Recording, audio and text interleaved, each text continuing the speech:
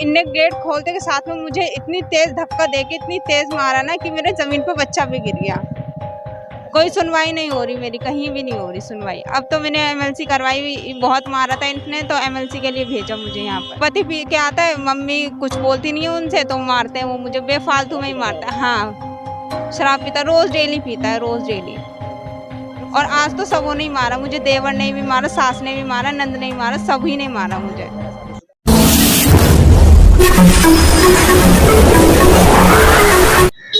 क्या नाम है जी आपका? आयशा।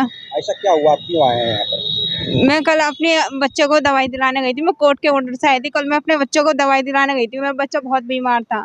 दवाई दिलाने गई, मुझे जब रात को घर 9:30 बजे आई तो मेरे बच्चे को मुझे घर में नहीं घुसने दिए, ये लोग ताला लगा के कहीं चले गए। मैंने सब, हाँ, ससुराल वाले, नंद, देवर, सब लोग चले गए इधर उधर। मैंने सबको कॉल करने की कोशिश की मगर किसी ने मेरी कॉल नहीं उठाई, किसी ने भी नहीं उठाई। मैंने सबको कॉल किया।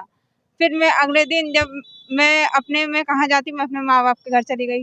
और वहां से आने के बाद में जब मैं अपने भाई के साथ अगले दिन आई तो अगले दिन जब आई ना तो इनने गेट खोलते के साथ में मुझे इतनी तेज धक्का देके इतनी तेज मारा ना कि मेरे जमीन पे बच्चा भी गिर गया। और बच्चा गिर गया, इनने इतनी शर्म नहीं करी। और ये भाई, जब मैंने भाई को नीचे से बुलाया, भाई आया ना तो इनने मारपीट मेरे साथ और मेरे बच्चे के साथ, दोनों के साथ करी, भाई के साथ भी। तो मारपीट मतलब ये पहली बार हुआ है, इससे पहले भी हुआ है? नहीं, पहले भी बहुत बार हो चुका है। 2 महीने शादी को हुए थे, उसके बाद में भी ये मारपीट करता था। फिर मैंने सोचा सुधर जाएगा, सुधर जाएगा, सुधर जाएगा, नहीं, ये नहीं सुधरा। फिर भी पुलिस को इन्फॉर्म नहीं किया था, पुलिस वाले भी नहीं सुन रहे थे मेरी। अच्छा। हाँ, नहीं सुन रहे थे, बिल्कुल नहीं सुन रहे मेरी। कोई सुनवाई नहीं हो रही मेरी, कहीं भी नहीं हो रही सुनवाई। अब तो मैंने एमएलसी करवाई, बहुत मारा था इनने तो एमएलसी के लिए भेजा मुझे यहाँ पर। एमएलसी के लिए पुलिस ने कहा या कोई आप लोग भेजा? पुलिस ने भेजा था एमएलसी के लिए। पुलिस तो मना कर रही है, कुछ भी नहीं कर रही पुलिस। अच्छा। पुलिस कुछ नहीं कर रही, मेरी कार्रवाई नहीं हो रही, कहीं नहीं हो रही। राजू वहीं पे कहीं रहता है, उनका चाचा माना जाता है, ऐसी है, पर पड़ोसी है वो, कुछ नहीं है। अच्छा। हाँ, पड़ोसी है, खाली ऐसी है, उनके साथ में ही रहता है वो। नहीं तो पुलिस ने क्या क्या बंद कर दिया दोनों को? दोनों झगड़ा कर रहे थे तो तुमने क्या पुलिस को कॉल करके तुमने क्या बताया था? मैंने पुलिस को यही कॉल करके बताया कि ये मेरे साथ में मारपीट कर रहे थे और मुझे मतलब बुलाया और कमरे में बंद कर, मतलब ऐसे ही रखा। 2-3 दिन तक मेरा पति मेरे पास नहीं आया, कुछ भी नहीं। हाँ हूँ, कुछ नहीं, मुझे एक कमरे में नौकरानी बना के डाल दिया, बिल्कुल ही। क्यों झगड़े होते रहते हैं पति पत्नी में? पति पी के आता है, मम्मी कुछ बोलती नहीं है उनसे तो मारते हैं वो मुझे, बेफालतू में ही मारता है। हाँ, शराब पीता, रोज डेली पीता है, रोज डेली।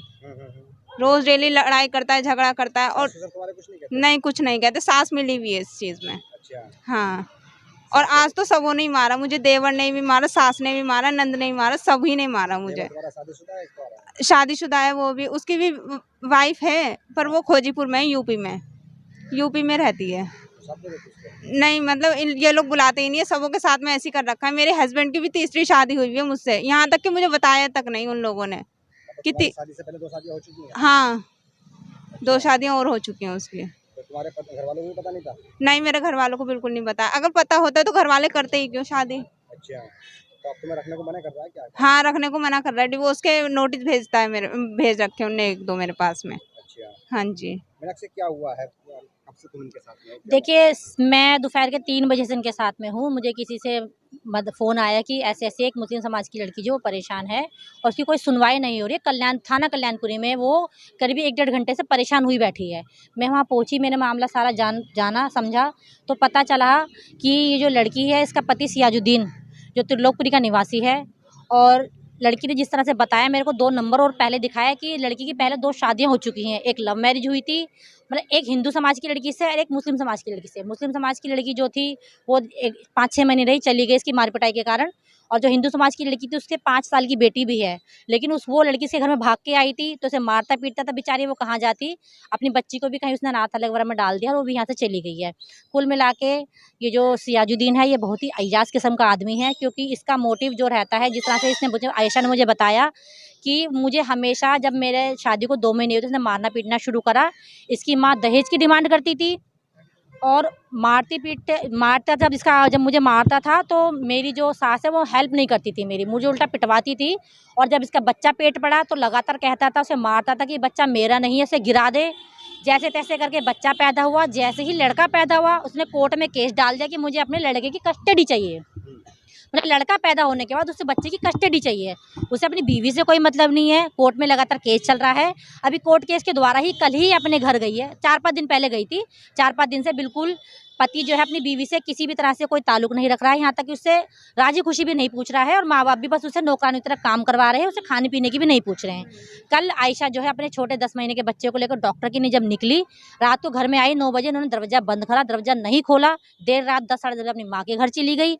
उसके बाद जब सुबह वो अपने घर आने के लिए पहुंची, ससुराल में दरवाजा बजाया, नहीं खोला। इसने लगातार जब दरवाजा बजाया, दरवाजा खोलते के साथ ही आयशा के मुताबिक उन्होंने बहुत मारा पीटा। इसने चिल्ला के नीचे से अपने भाई को भी आवाज़ दी, भाई के आते के साथ ही उन्होंने उसके भाई को भी मारा पीटा। आयशा के मुताबिक आयशा ने 100 नंबर पे कॉल की, 112 पे, वहाँ पुलिस आई। पुलिस आयशा को, उसके पति को, उसके भाई को, सारे परिवार को थाने ले गई। लेकिन वहाँ इसके द्वारा बताया जा रहा है कि कोई उसके पड़ोस के पति के चाचा वगैरह हैं, और उन्होंने थाने में लिखवा दिया है कि या तो ये केस वापस ले, वरना इसके भाई को भी बंद करवाएंगे। कुल मिला के मामला जो बहुत ही गंभीर है और लड़की बेसहारा है। मैं भी थाने में गई, मैंने अपना बताया कि भाई लड़की की एमएलसी करवाई जाए, तो थाने वाले साफ कहते हैं अपने आप करवा लेगी, 50 केस आते, हम सबके साथ थाने में अब डॉक्टर के पास एमएलसी करवाने नहीं जाएंगे। मतलब मुझे भी पुलिस वालों ने करारा जवाब दे दिया कि हमारे पास कोई सुविधा नहीं है। ये थाना कल्याणपुरी की घटना है। मैंने अपना परिचय भी उनको दिया। पहले मैंने उनको बोला मैं ऐसे साथ में आई, फिर मैंने अपना परिचय भी दिया। तो कहते हैं मैडम आप लोग तो आके यहाँ राजनीति झाड़ते हो और हमें तो काम करना पड़ता है, हमारे यहाँ कोई सुविधा नहीं है, अपने आप जाके ये एमएलसी करवा के ला सकती है। एमएलसी करवाने के लिए लड़की को मैं लेके आई हूँ, क्योंकि लड़की के साथ कोई भी नहीं था। एक जो भाई सुबह से घर से आया था वो बेचारा थाने में बंद है। मुझे किसी से खबर मिली तो मैं इसके साथ हूँ, लड़की के साथ 3 बजे से ही। इनके माँ बाप का भी मैंने बस खाली फ़ोन करके मैसेज कर दिया है, क्योंकि देखो अभी मुझे मामला समझ में नहीं आ रहा। जिस तरह से मुझे इसने बताया कि भी कोर्ट का चल रहा है पहले से केस, तो मैं नहीं चाहती अभी इसके माँ बाप को इन्वॉल्व करूँ, क्योंकि कहीं ना कहीं जो मैंने कोर्ट केस लड़की से समझा है उसमें एक नोटिस मिला हुआ है कि लड़की अपनी मम्मी के घर नहीं जाएगी अभी थोड़े दिन तक। तो इस वजह से मैंने इसकी मम्मी पापा को भी इन्वॉल्व नहीं करा है। आप लोग क्या चाहते हैं? देखिए इंसाफ चाहते हैं। जिस तरह से ये बता रही है कि तीसरी शादी और चौथी शादी करने की वो तैयारी कर रहा है, तो ऐसे तो समाज में दुश्मन है ये। मतलब जरा इसकी लड़की की 23 साल की उम्र है और ऐसी ऐसी छोटी छोटी उम्र की बच्चियों को करने की धमकी देता है बाकायदा। जो ऐसी छोटी उम्र की लड़कियां अगर इस तरह से प्रताड़ित होती रहेंगी समाज में, तो क्या समाज का भविष्य आगे बढ़ेगा। और मैं लगातार जो है अब इसके साथ हूँ, आयशा के साथ में, इसको इंसाफ मिलने तक। और जो कोई भी दबाव अगर बनाया जा रहा है, मुझ पे भी 2 बार कॉल आई है दबाव बनने के लिए, लेकिन मुझे नहीं पता, वो पुलिस मित्र है, मैं उनका नाम अभी खुल के नहीं लेना चाहूँगी। लेकिन मेरे को भी 2 बार फ़ोन आ चुके हैं कि इस केस से तुम दूर हट जाओ।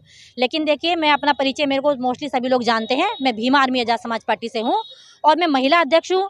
और एक महिला होने के नाते मैं इस महिला का साथ दूंगी, इस महिला की लड़ाई को आखिरी दम तक लड़ूंगी। और ये लड़ाई मुझे कहीं भी ले जानी पड़े, किसी भी कोर्ट में ले जानी पड़े, मैं इस महिला के साथ हूँ, उसका लगातार मैं साथ दूंगी।